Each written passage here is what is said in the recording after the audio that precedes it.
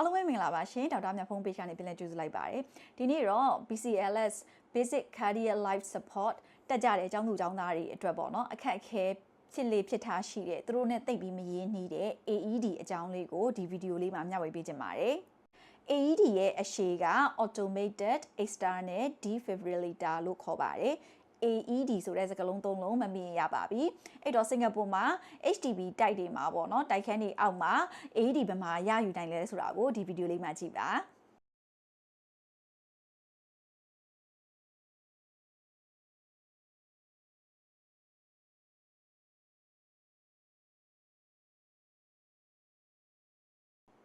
ဒီဗီဒီယိုလေးမှာတော့ဗီဒီယိုတအားမရှိအောင်လို့ theory ကိုမရှင်းပြဘဲနဲ့လောက်ရမယ် step by step ကိုပဲပြောပြပေးသွားပါမယ် theory ကိုတိကျဗီဒီယိုတစ်ခုနဲ့ရှင်းပြပေးပါမယ်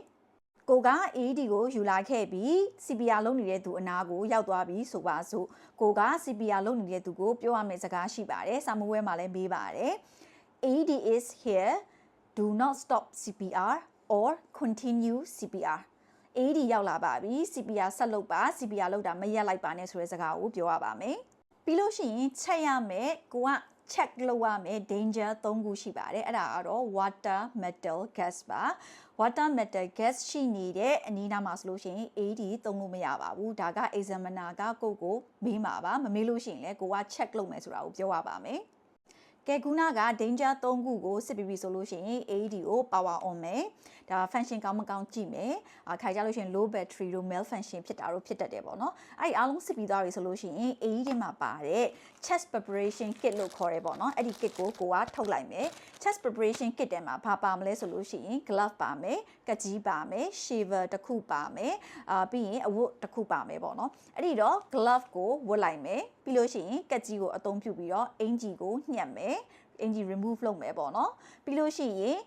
တချို့ဒီယောက်ျားလေးတွေမှာပေါ့နော် chest hair ရင်ဘတ်အမွှေးထူတဲ့သူတွေဆိုလို့ရှိရင်ကိုက AED ကတ်ခွာကတ်မဲ့နေရာကို shave လုပ်ရမယ်ပေါ့နော်ရင်ဘတ်တစ်ခုလုံး shave လုပ်စရာမလိုပါဘူးကတ်မဲ့နေရာလေးကိုပဲ shave လုပ်ရပါမယ်ပြီးလို့ရှိရင်တော့ပါတဲ့အဝတ်နဲ့ချအောင်တုပ်လိုက်ပါမယ်အဲ့ဒီတော့ဒီနေရာမှာကြည့်ရမယ့်ဟာ9ခုရှိပါတယ်နံပါတ်1တကယ်လို့သူက any jewelry ပေါ့နော်ဆွဲကြိုးတို့ဘာလို့ဝတ်ထားရဲဆိုလို့ရှိရင် move aside ပေါ့နော်ဘေးကိုဖယ်လိုက်မယ်ပြီးလို့ရှိရင်ဒီ AED ကတ်ခါကတ်မဲ့နေရာမှာပေါ့နော်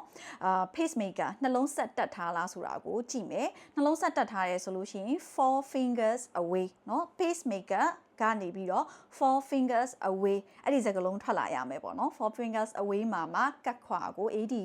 ပတ်ကိုကတ်ရမယ်ပေါ့နော်နောက်တစ်ခုကကြတော့ medicated plaster ပေါ့နော်ဒီဆေးကတ်ခွာတွေဘာတွေကတ်ထားရဲဆိုလို့ရှိရင် AED ကတ်မဲ့နေရာမှာကတ်ထားရဲဆိုလို့ရှိရင်ကိုကဖယ်ရမယ် AED ကတ်ထားမဲ့နေရာမှာမဟုတ်ဘူးဆိုလို့ရှိရင်ဖယ်စရာမလိုဘူးပေါ့နော်ပြီးလို့ရှိရင်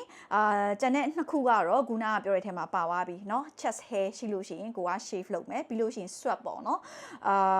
ဒီ tray တွေပါရှိနေလို့ရှိရင်အဝတ်နဲ့တေချာချအောင်တုပ်မယ်ပေါ့နော် okay ပြီးလို့ရှိရင် AED ရဲ့ပတ်ကိုဘယ်လိုကတ်မလဲဆိုတာ AED တိုင်းမှာဒီပုံမှာပေါ့နော် direction ပါတယ်သူ့ရဲ့ညွန်ပြတဲ့ပုံအတိုင်းကတ်မယ်များသောအားဖြင့်ဒီညာဘက်ရင်ဘက်အပေါ်နဲ့ဒီဘယ်ဘက်ဒီနံရိုးအောက်နားလောက်ပေါ့နော်အဲ့ဒီမှာကတ်ရတယ်တချို့ဟာတွေကလည်းပတ်တချို့ set တွေကလည်း AED set တွေကလည်းပတ်နှစ်ခုကတစ်ခုစီသီးသန့်ရှိတယ်တချို့ဟာကြတော့လည်းတစ်ဆက်တည်းရှိတယ်ဒါပေမဲ့ကိုကပုံမှာပါတဲ့မြားလေးအတိုင်းကတ်ပေးလိုက်ရင်ရပါပြီAED pad ကိုတေချာကတ်ပြီးပြီဆိုလို့ရှိရင်တော့ကိုကဒီ plug ပေါက်ကို plug ကို AED machine မှာထိုးမယ်ပြီးလို့ရှိရင် AED ကဘာပြောလဲဆိုတာကိုကနားထောင်ပြီးတော့ AED ကပြောတဲ့အတိုင်းကိုကဆက်ပြီးတော့လှုပ်ဆောင်မယ်ပေါ့နော်အဲ့တော့ AED ကပြောတဲ့စကားအတန်ကိုကျွန်မ practical video ကြားလို့ရှိရင်ဖွင့်ပြပေးပါမယ်ဒါပေမဲ့ဒီနေရာမှာတပည့်တွေကိုမှတ်သားစေချင်တာက AED ကanalyzing do not touch the patient ဆိုတဲ့စကားထွက်လာတိုင်းမှာကိုက stand clear ဆိုတဲ့ဟာကိုကြည်အော်ပေးရမယ် stand clear လို့អော်လိုက်တာနဲ့တပြိုင်နဲ့လက်ကလည်းလူနာရဲ့အပေါ်မှာတယောက်မှရှိမနေအောင်အနီးနားမှာရှင်းနေအောင်လက်ကတခါတည်းသွားပြီးတော့ရှိနေတဲ့လက်တွေကိုဖြုတ်ပြီးတော့ stand clear ဆိုပြီးတော့တခါတည်းអော်ရမယ်ပေါ့နော်ဒါကိုကျွန်တော် practical မှာ demonstration မှာပြပါမယ်ဒီနေရာမှာဒီအင်္ဂလိပ်စကားလုံးလေးကိုလေ့ကျင့်ပါ stand clear AED က analyze ပေါ့နော်စစ်ဆေးပြီးလို့ shock advice ဆိုပြီးတော့ပြောလို့ရှိရင်ခလုတ်လေးပေါ့နော်လိမ္မော်ရောင်ခလုတ်လေးက blink လုပ်လိုက်မယ်မိတ်တုံလင်းလာလိုက်မယ်အဲ့ဒီတော့ လိမ္မော်ရောင်ခလုတ်လေးကိုကိုယ့်ရဲ့အနီးဆုံးလက်အရင်တင်မယ်တင်ပြီးတော့မနှိပ်သေးဘူးเนาะနောက်ဆုံးတစ်ကြိမ် stand clear ဆိုတဲ့စကားလုံးကိုထပ်អော်ရမယ်ပြီးတော့လူနာရဲ့အနီးတစ်ဝိုက်တွားမလို့ရှိရင်လူနာကိုဘယ်သူမှထိမနေတာတေချာတော့မှ shock ဆိုတဲ့ခလုတ်လေးကိုနှိပ်ချလိုက်ပါမယ် AED ကနေပြီးတော့ it is safe to touch the patient start CPR လို့အတန်ကြားပြီဆိုလို့ရှိရင်ကိုက CPR လုပ်တဲ့သူကို start CPR ဆိုပြီးတော့ညွှန်ကြားပေးရပါမယ်ကဲကိုကAED shock ပေးပြီးပဲဖြစ်ဖြစ် CPR လုံးတဲ့သူက signs of life တခုခုလှုပ်ရှားလာတယ်ပေါ့နော်လူနာကနည်းနည်းပါးပါးလှုပ်ရှားလာတယ်အသက်ရှူလာတယ်အဲ့လိုမျိုးသူကပြောလာပြီးပဲဖြစ်ဖြစ်ကိုက pass နဲ့ breathing ကို check လုပ်ရမယ် okay ဘယ်လို check လုပ်လဲဆိုတာ practical video မှာပြပါမယ်တကယ်လို့ check လုပ်လို့ကိုက pass နဲ့ breathing ရပြီဆိုလို့ရှိရင်လူနာကို monitor ဆက်လုပ်ပါမယ်တခြားဘာ injury လေးရှိလဲဆိုတာကိုစစ်ဆေးပါမယ်AED ကိုတော့မပိတ်သေးဘူးပေါ့နော်အဲ့တော့ကိုက paramedic တွေရောက်လာတဲ့အချိန်ထိစောင့်ပြီးတော့လူနာကို monitor ဆက်လုပ်ပါမယ်ambulance ရောက်လာပြီ paramedic ရောက်လာပြီဆိုလို့ရှိရင်ကိုမေးလိုက်မယ်ဘာဖြစ်ခဲ့တာလဲဆိုလို့ရှိရင် CPR လုပ်တဲ့သူကလည်းသူဘယ်လိုစပြီးတော့ CPR လုပ်ခဲ့တယ်ဘယ်နှစ်မိနစ်လောက်ကြာတယ် AED သုံးတဲ့သူကလည်းAED ကိုယူလာပြီးတော့ shot ဘယ်နှခါပေးသလဲပေါ့နော်စသဖြင့်ဒီ paramedic ကိုကိုကရှင်းပြပေးရပါမယ်ပြီးလို့ရှိရင်တော့ဒီ AED ကိုပေါ့နော်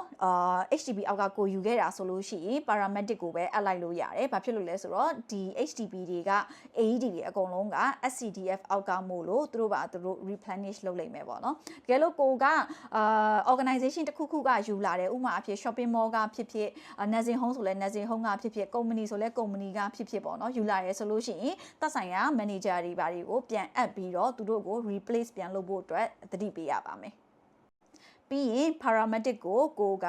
ဒီလူနာကိုဘယ်ဆေးရုံကိုခေါ်သွားမလဲဆိုတဲ့မေးခွန်းကိုမေးပြီးတော့တကယ်လို့သူ့ရဲ့ဒီနှိပ်စော့ခင်မဲ့ဖြစ်ဖြစ် relatives တွေပဲဖြစ်ဖြစ်မေးလာခဲ့လို့ရှိရင်ကိုကဘယ်ဆေးရုံကိုတော့ဘယ်အချိန်မှာခေါ်သွားပါတယ်ဆိုပြီးတော့ information ပေးလို့ရပါတယ်ဒါလောက်ဆိုရင်တော့ AED နဲ့ပတ်သက်ပြီးတော့အကြမ်းမြင်သိမယ်လို့ယူဆပါတယ် theory နဲ့ပတ်သက်ပြီးတော့နောက် video မှာဆက်ပြီးတော့ရှင်းပြပေးပါမယ်ရှင်အားလုံးကျေးဇူးအများကြီးတင်ပါတယ်ရှင်နောက်ထပ်အရေးကြီးတာတစ်ခုက AED အသုံးပြုပြီးသွားပြီSCDF ဒီ ambulance ကလည်း take over လုပ်သွားပြီလူနာကိုခေါ်သွားပြီဆိုလို့ရှိရင်စာမွေးစစ်တဲ့သူကကျန်တာတွေပစ္စည်းတွေဘယ်လိုသိမ်းမလဲဆိုရင်မေ့တတ်တယ်ပေါ့နော်အဲ့ခါကျလို့ရှိရင်ကိုကအသုံးပြုထားတဲ့ glove တွေtowel တွေပြီးလို့ရှိရင်အဝတ်ပေါ့နော်အဝတ်တွေပြီးလို့ရှိရင် shaver တွေအကုန်လုံးကိုလွှတ်ပစ်မယ် throw away လို့ပြောရမယ်ကတ်ကြီးကိုတော့ disinfectဆိုတဲ့စကားလုံးပြောပြီးတော့ပြန်သိမ်းမယ်ပေါ့နော် disinfect လုပ်ပြီးတော့ပြန်သိမ်းမယ်ဆိုတဲ့ဟာကိုပြောရပါမယ်ဒါကတော့စာမှုဝဲဖြည့်မဲ့သူတွေအတွက် guide ပေါ့နော်စာမှုဝဲအောင်လို့လွယ်ကူအောင်လို့ကျွန်မရှင်းပြပေးရပါpractical မှာလည်းထပ်ပြီးတော့ရှင်းပြပေးပါမယ်အပြင် real life scenario တွေမှာလည်းဘယ်လိုလုပ်လဲဆိုတာတွေကိုနောက် video တွေမှာမျှဝေပေးပါမယ်ရှင်ကျေးဇူးအများကြီးတင်ပါတယ်ရှင်